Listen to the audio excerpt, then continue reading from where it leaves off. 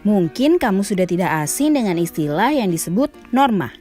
Namun, apakah kamu sudah tahu apa itu norma? Nah, norma adalah kaidah atau aturan tidak tertulis yang berisi perintah, larangan, dan sanksi. Norma berlaku untuk manusia dan biasanya berlaku di dalam lingkungan masyarakat, kids. Oh iya, meski merupakan peraturan tidak tertulis, masyarakat secara sadar mematuhi norma-norma yang berlaku. Pengertian norma. Menurut Kamus Besar Bahasa Indonesia atau KBBI, norma adalah aturan atau ketentuan yang mengikat warga kelompok dalam masyarakat. Norma dipakai sebagai panduan, tatanan, dan pengendalian tingkah laku yang sesuai dan berterima. Jenis norma. Di dalam masyarakat ada beberapa jenis norma yang diantaranya adalah sebagai berikut. 1. Norma agama. Norma agama merupakan pedoman hidup manusia bersumber dari Tuhan Yang Maha Esa. Norma agama terdiri dari perintah, ajaran, dan larangan. Perintah adalah perbuatan yang harus dilakukan, larangan adalah perbuatan yang tidak boleh dilakukan, sedangkan sanksi adalah konsekuensi atau hukuman yang diberikan kepada seseorang yang melanggar peraturan. Sanksi norma agama adalah dosa yang balasannya akan diterima di akhirat nanti. 2. Norma kesusilaan. Norma kesusilaan adalah peraturan tidak tertulis yang bersumber dari hati nurani manusia. Norma ini mendorong manusia untuk senantiasa berbuat kebaikan dan mencegah perbuat keburukan. Sanksi jika melanggar norma kesusilaan bisa berupa penyesalan atau dicemooh dan dikucilkan oleh masyarakat. 3. Norma kesopanan. Norma kesopanan bersumber dari pergaulan manusia yang didasarkan atas hal-hal seperti kebiasaan, kepatutan, dan kepantasan yang berlaku dalam masyarakat. Sanksi dari norma ini umumnya berupa celaan atau ejekan dari orang lain yang bisa menimbulkan rasa malu pada pelanggarnya. 4. Norma hukum. Norma hukum merupakan pelengkap atas norma-norma lainnya. Norma hukum bersumber dari negara atau pemerintah yang termuat dalam undang-undang. Norma ini bersifat memaksa dan memiliki sanksi tegas yang nyata.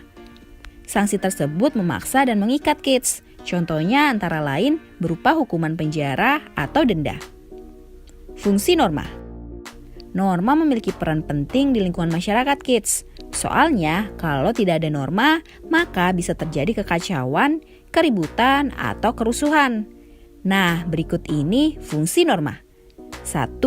Menciptakan kehidupan di masyarakat menjadi aman dan tertib.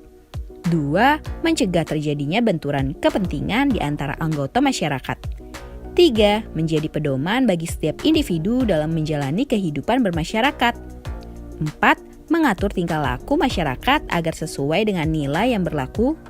5. Membantu mencapai tujuan bersama masyarakat.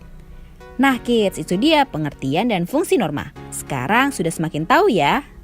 Kali ini kita akan belajar bagaimana kalian menerapkan hak dan kewajiban di lingkungan rumah, di sekolah, dan di masyarakat. Nah, anak-anak, yang dimaksud hak adalah segala sesuatu yang harus didapatkan oleh setiap orang. Sedangkan kewajiban adalah segala sesuatu yang harus dilakukan oleh setiap orang dengan penuh tanggung jawab. Nah, jadi kita harus melaksanakan kewajiban terlebih dahulu ya untuk mendapatkan hak kita. Berikut ini adalah beberapa penerapan tentang hak dan kewajiban yang dilakukan di rumah. Adapun hak anak di rumah yaitu mendapatkan kasih sayang dan perhatian, mendapatkan nafkah atau uang saku, mendapatkan pendidikan, mendapatkan waktu dan kesempatan untuk bermain, serta mendapatkan kesehatan, perlindungan, dan rasa aman. Selanjutnya, kewajiban anak di rumah yaitu rajin belajar dan bersemangat dalam mencari ilmu, membantu meringankan tugas orang tua di rumah sesuai dengan kemampuannya, misalnya menyapu, mencuci piring, dan lain sebagainya. Selanjutnya yaitu menghormati, menerima nasihat, dan taat, serta menyayangi kedua orang tuanya. Selanjutnya mendoakan kedua orang tua, menjaga nama baik dan kehormatan keluarganya, dan yang terakhir menyayangi sesama anggota keluarga. Apa saja kewajiban dan hak anak di sekolah? Nah, berikut hak seorang anak sebagai warga sekolah. Yang pertama yaitu mendapatkan pelajaran, mendapatkan perhatian dan kasih sayang dari guru, mendapatkan perlindungan dari guru di sekolah, mendapatkan lingkungan sekolah yang indah dan asri, ruang belajar yang aman dan nyaman, berpendapat, bertanya tentang materi pelajaran yang belum difahami, menggunakan atau mendapatkan fasilitas sekolah seperti ruang kelas, ruang perpustakaan, laboratorium, kantin, area bermain, dan sebagainya. Mendapatkan kesempatan mengembangkan keterampilan dan kemampuan dirinya melalui program ekstrakurikuler dan program-program lainnya. Memperoleh penilaian yang adil dari guru serta memiliki teman.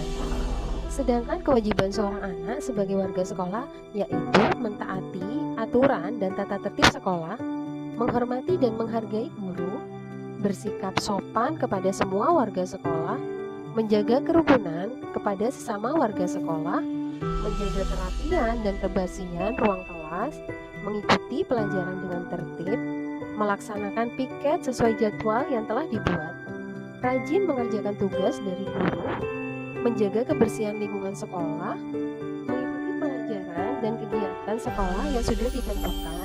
Yang terakhir yaitu datang tepat waktu. Nah, yang terakhir adalah hak dan kewajiban anak di lingkungan masyarakat.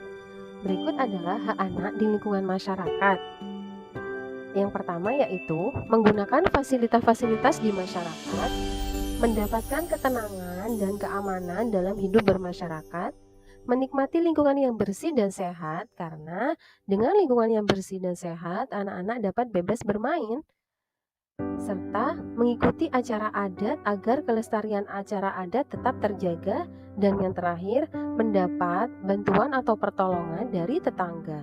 Selanjutnya, kewajiban anak di lingkungan masyarakat yaitu menjaga kebersihan dan kelestarian lingkungan, membantu tetangga yang membutuhkan pertolongan, menjaga dan merawat fasilitas umum di masyarakat. Nah, itulah beberapa penerapan hak dan kewajiban di lingkungan rumah, di lingkungan sekolah, dan di lingkungan masyarakat.